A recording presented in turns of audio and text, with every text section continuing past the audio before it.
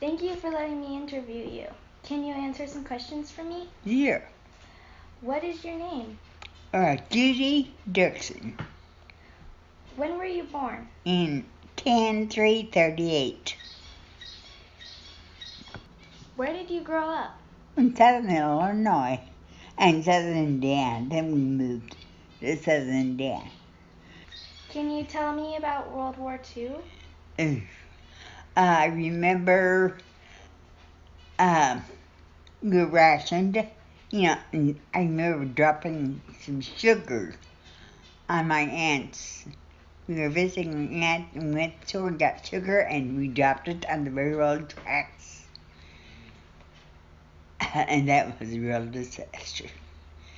Because you had ration stamps, a book of stamps that you had rations for them. You don't know what that was like, but it was, we all sacrificed, and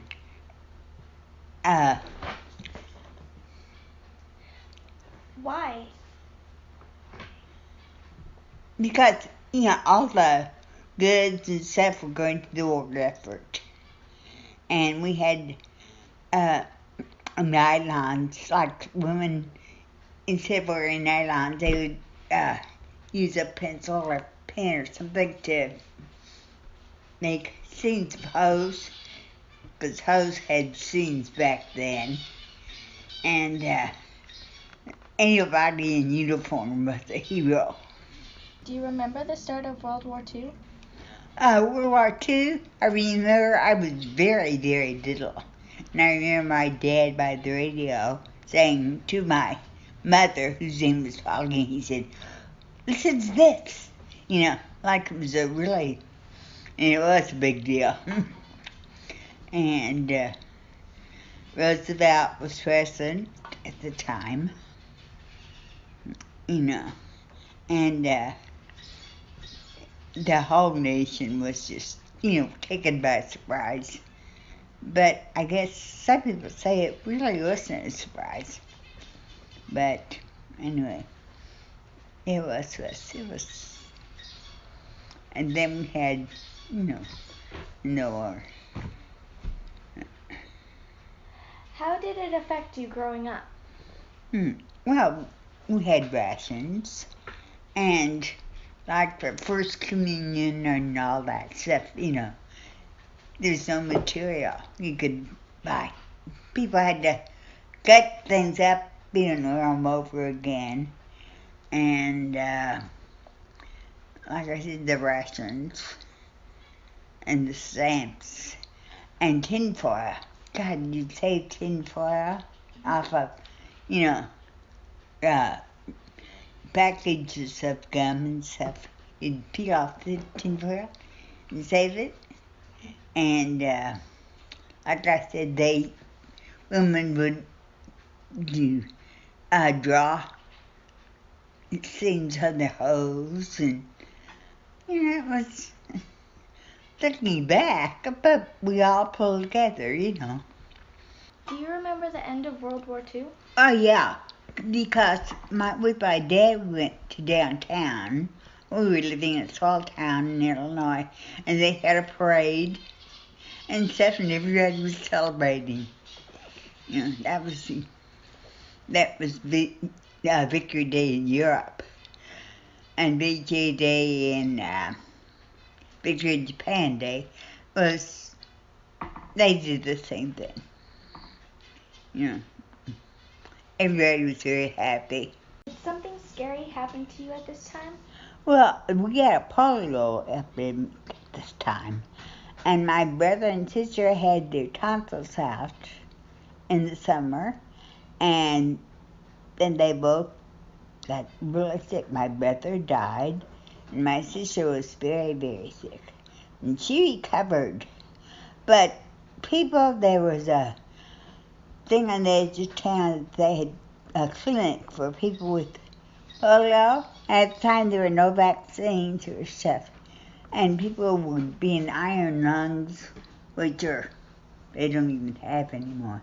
But it was, thank God, since then they developed a vaccine. And that's why people that don't get vaccinated are just plain stupid. If he had seen him, you know,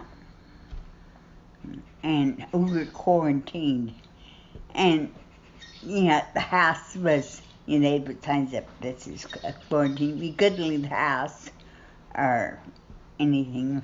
And my older brother, with his BB gun, shot holes through the quarantine signs. And it was really scary because they already knew what caused it or what, you know, would happen if they got it. And so, it was only in December. That was in 46 or 47. What is quarantine? It means you can't go anywhere or anything. You're isolated. You know, they don't want you mixing with other people or anything. So, it's adding insult to injury. How long? Depends on the situation. I think we were quarantined about 2 weeks. If you can't leave the house, how did you get food? Neighbors were good about bringing stuff over. And we had a milkman for milk and stuff. And my sister, who was very ill, had a nurse around the clock, staying with us. And she could only drink Pepsi at that time, you know, and because of that, none of her teeth came in right. You know, How old were you at that time? I was 8. And my sister was 7. My brother that died was 5. Was that scary for you?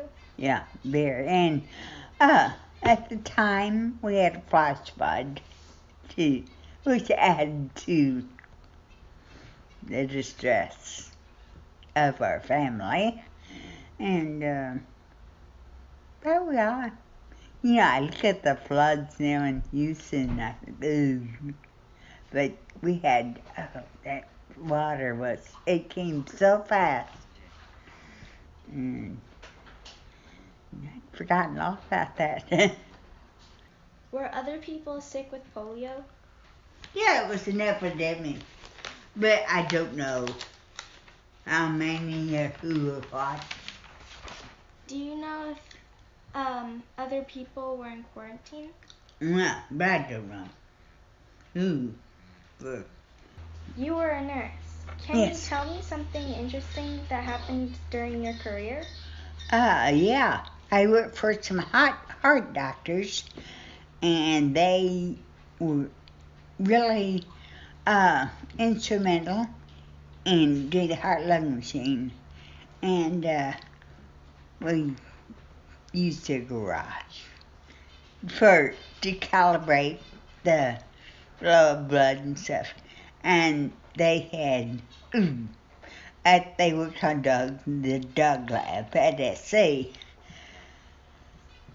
And then they did their surgery at Harvard General Hospital and Good Samaritan. SC? Yeah. Yes, see. University of Southern California. Which was at the time adjacent to County Hospital.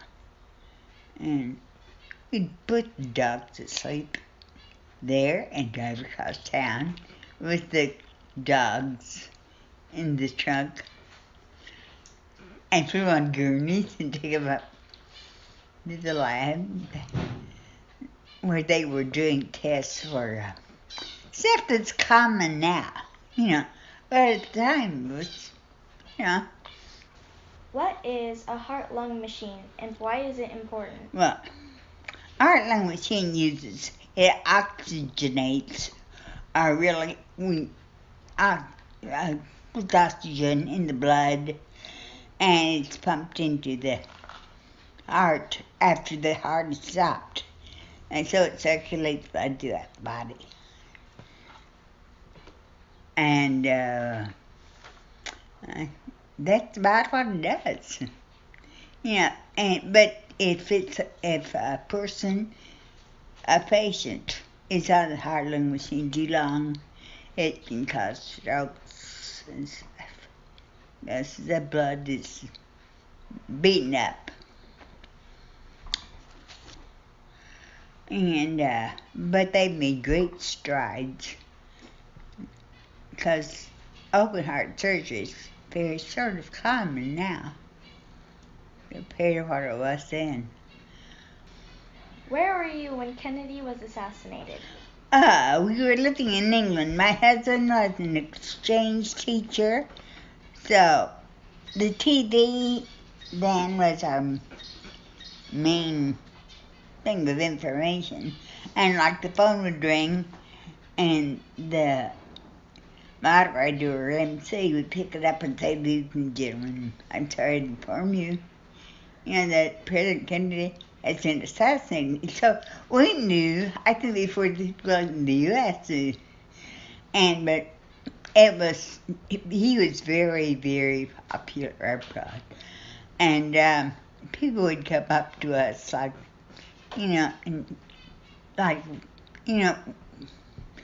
strangers come up and offer their condolences.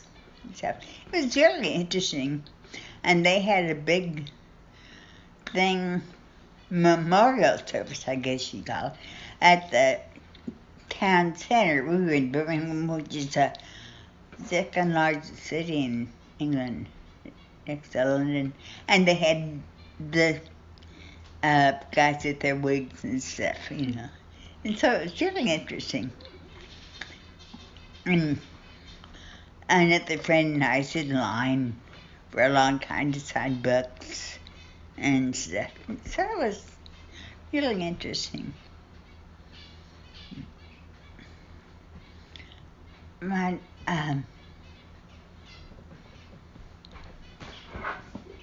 What books? Condolence books, sign our names and stuff, and they're like cards. Instead of cards, we'd all sign a book and stuff. But it was really interesting, and everything was covered. And on the TV, they just played music. Nothing, no shows or anything. Just funeral type music for 2 days. Moving on to a different topic, what do you remember about the moon landing? I remember we were in a small town in southern Illinois, watching it on TV, and your father was a baby then, just had learned to walk and was pushing a carpet sweeper and spilled dirt all over the place, and he could have cared less. Well, he didn't really know. He didn't understand what was happening. But I remember my husband asking my grandmother if she thought she'd see such a thing in her lifetime, and her answer was to do. So it was, the newspapers had a ball. And there were some people, purists, who said it was all staged. Did you know that? No. Yeah, well, they did, but it was, anyway, it was really exciting at the time. Thank you so much for doing this with me. Oh, anytime.